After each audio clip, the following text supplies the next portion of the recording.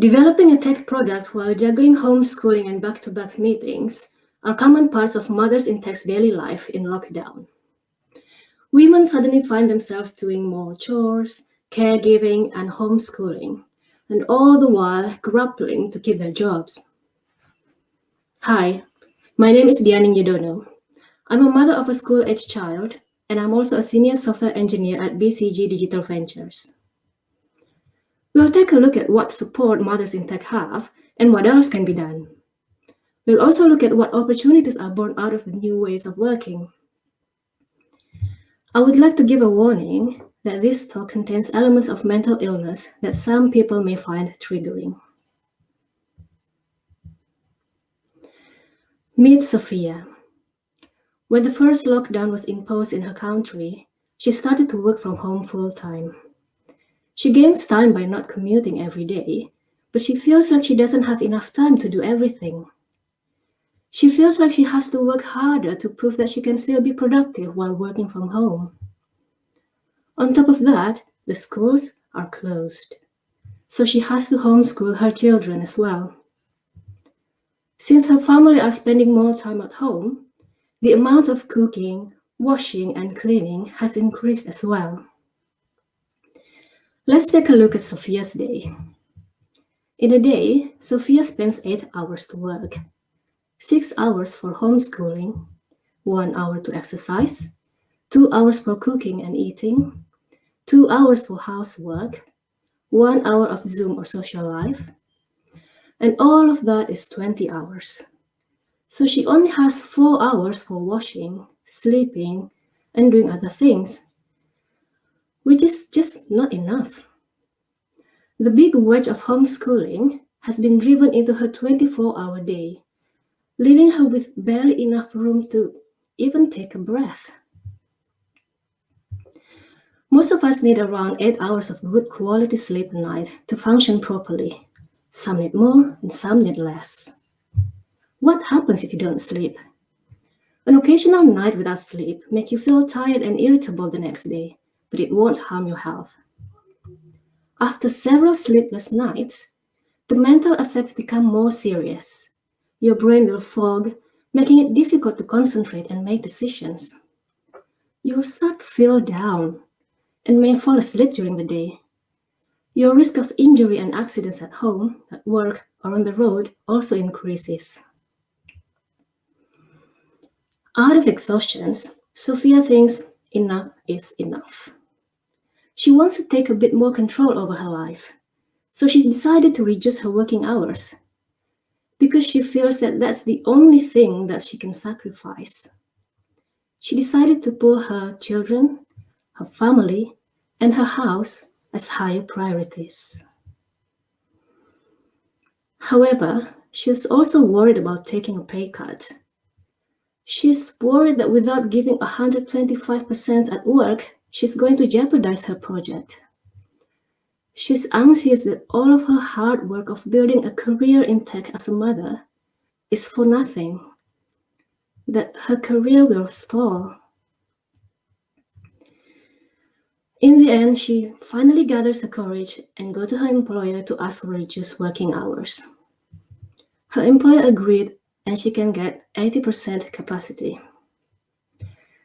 She's relieved, but scared at the same time.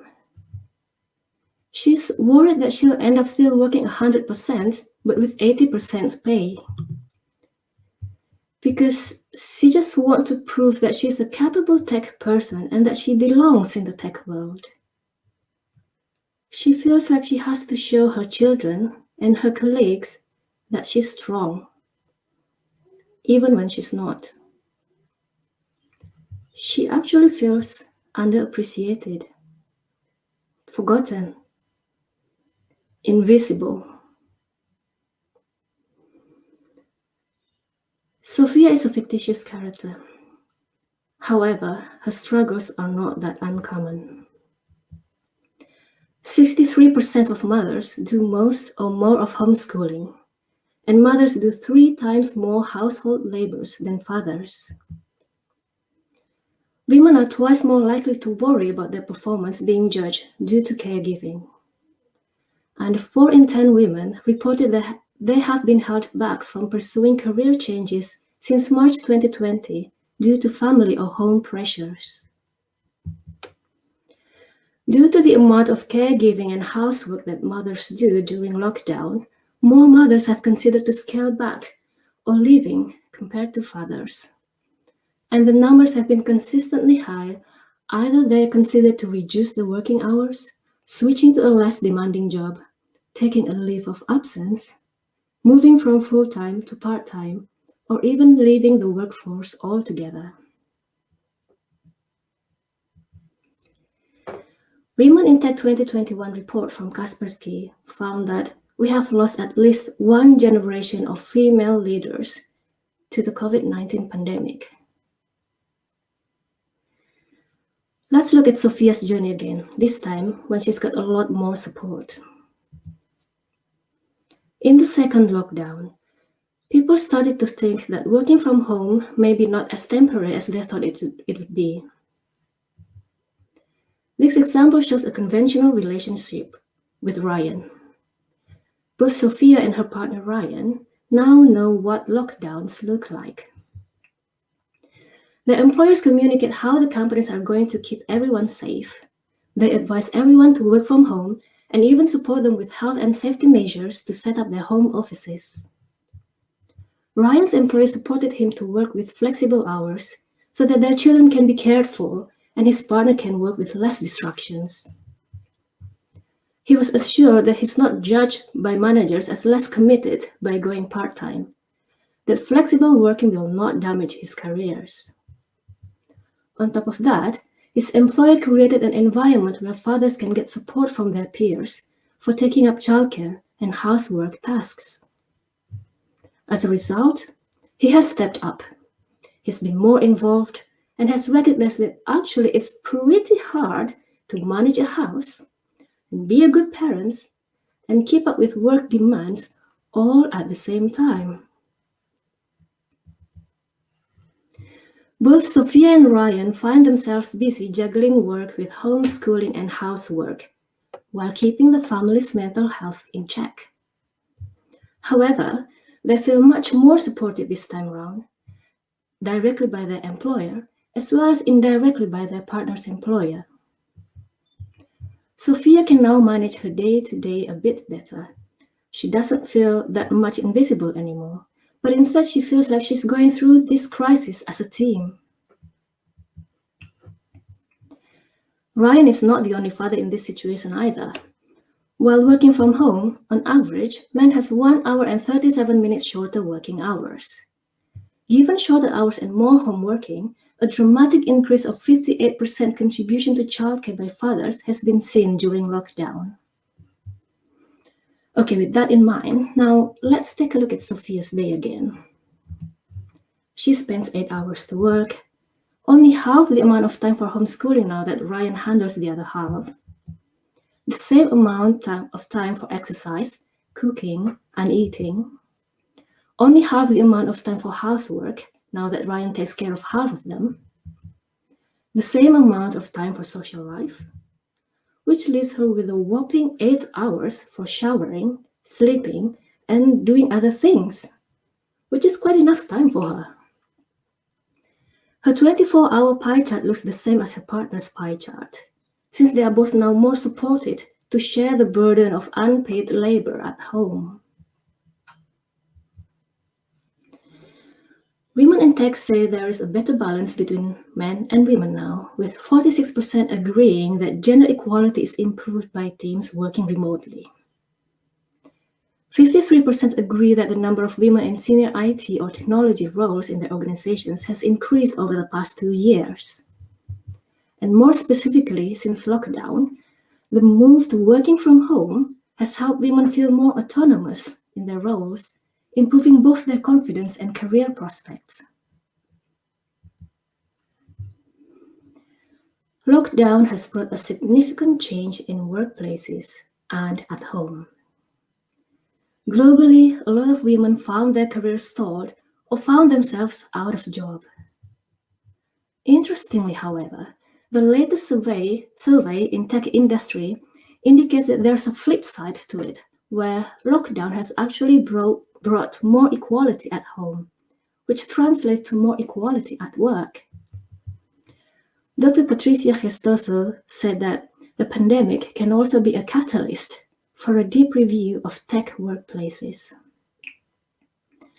Let's look at 3 ways an organization can support mothers in tech during lockdown and beyond. First of all, childcare support. Some companies have been providing support for their employees' children through direct childcare provision. They can be in the shape of on-site care, backup or emergency care, tutoring for students, holiday camps, and others.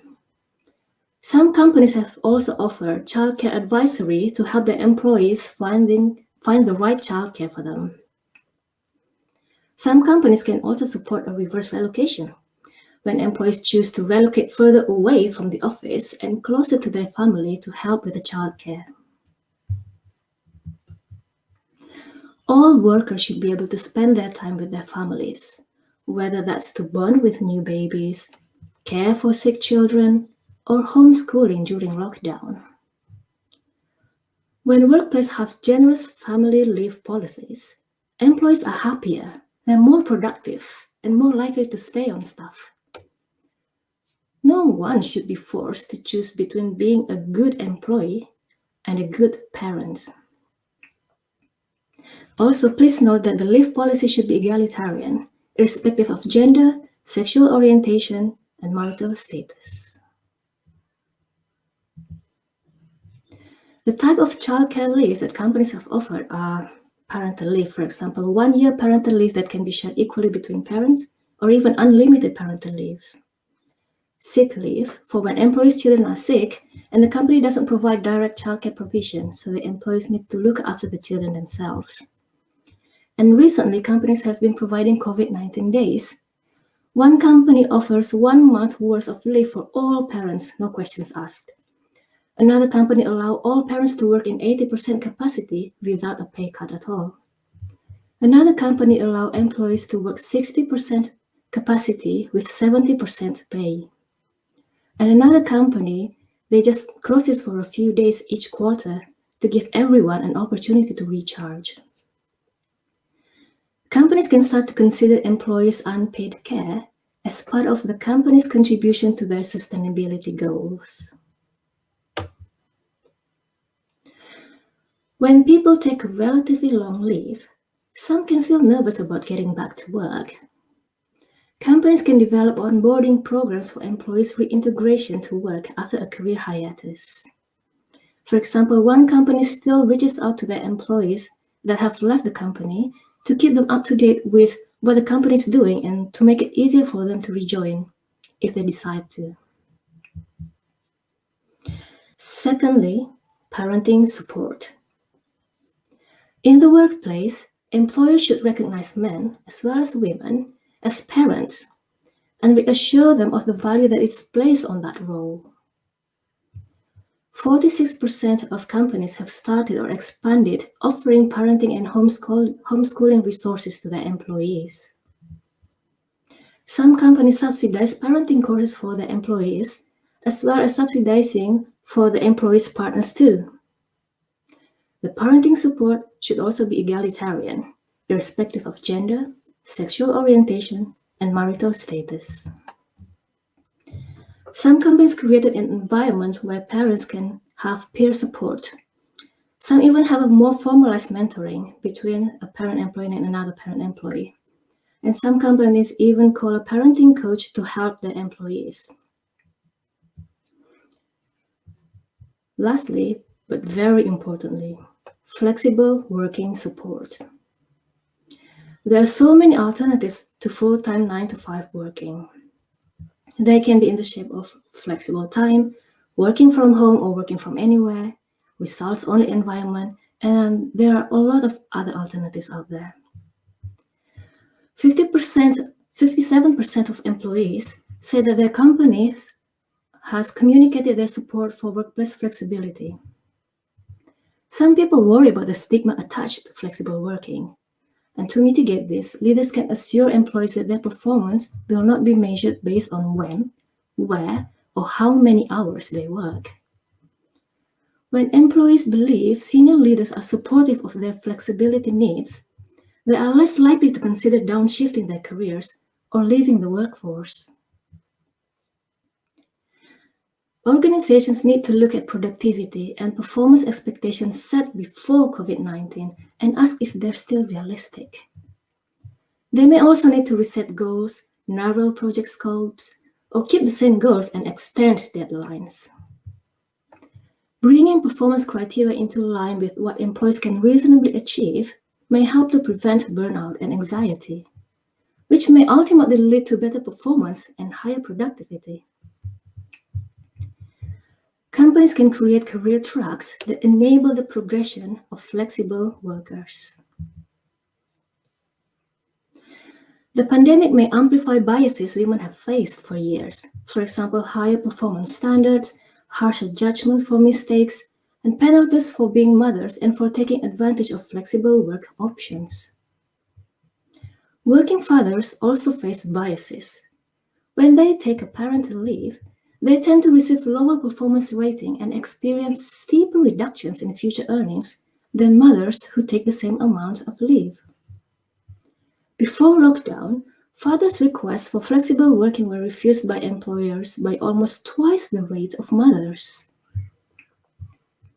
To mitigate this, organizations can offer unconscious bias trainings, tracking and communicating outcomes for promotions and raises by gender, tracking and communicating the breakdown of layoffs and furloughs by gender, as well as regularly publishing the gender pay gap report. Hiring parents is good for organizations. Parents are very skilled when it comes to handling a million things at once. This translates to a hugely productive employee with exceptional negotiation skills and the ability to keep calm in stressful and challenging situations. Parents offer a uniquely fresh perspective on the world and may see things that others can't. They are great problem solvers and they have really, really good patience. Or at least we try to. However, without the right support, parents cannot bring their whole selves to work. It's been proven by studies that childcare and parenting support are beneficial for the employees and a good investment for the organizations. More and more companies are expanding their support to assist parents in their child-rearing journey. Organizations have been hiring parents and raising their children. It's a crucial time not to revert back to removing parents from households for all of every working day. It's a pivotal time to review deeply on how organizations can continue hiring and retaining the parents by letting them be parents and by raising their children. My name is Dianing Yudono. Thanks very much for listening. Take care.